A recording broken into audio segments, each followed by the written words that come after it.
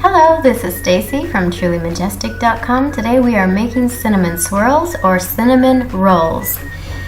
I'm going to give you guys a few tips all the way through this process to hopefully make it super easy. I'm starting out with puff pastry. This is homemade puff pastry, and I will have a link on how I made this, which is absolutely super easy, in the description. It is time consuming, but it is very easy, and I love the rich buttery flavor of this. You can use any yeast dough. Just a simple bread dough will work brilliantly. So my puff pastry, I'm rolling out very, very, very thin as I can possibly get it, because I like tons and tons of cinnamon and filling rather than just the bread.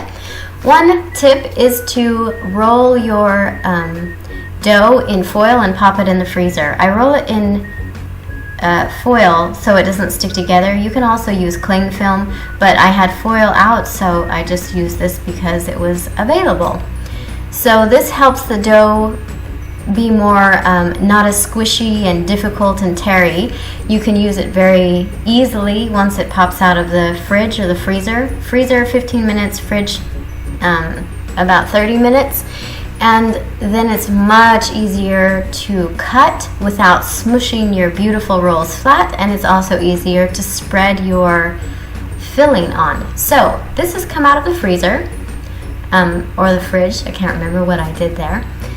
And now we're going to put filling on it. The filling is very versatile. You guys can put just about anything. Just when you do fill, make sure you don't have too much butter, because if you just absolutely pack this filling full of butter, then you'll have puddles on your pan instead of filling inside your rolls. Unless you're cooking inside of a baking tray with a nice lip around it, or maybe a cake pan or something like that. For mine, I had an absolutely flat pizza pan, so we are trying not to go crazy on the butter. So once you have that spread out, spread your butter and filling on. You can put anything you like. I like mine full of tons of nuts.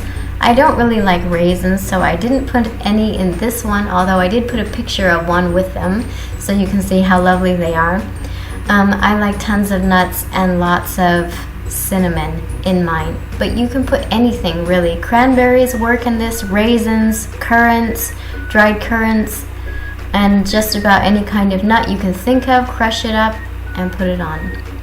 So roll it up, and it should be nice and firm. If this is squishy at this point, put it back in the fridge and then cut it, and then you will have the nice shapes that you need. I'm cutting very thin. It's probably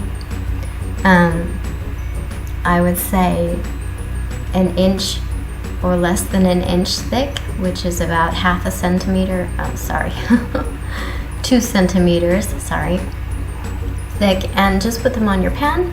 And then we're going to coat them with an egg yolk that has sugar mixed in with it.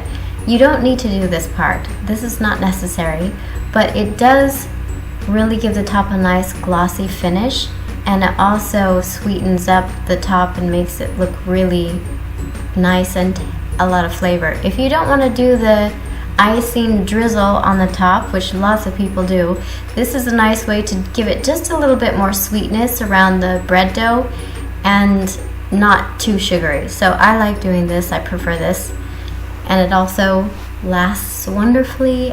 And then into your oven at 350 Fahrenheit or gas mark 4, or I'm not sure about Celsius, sorry guys. And then this is what you'll have in the end. This is absolutely foolproof. You should be able to do this with no problem if you keep popping it into the fridge. Find all the links in the description, and you can also find more on my website.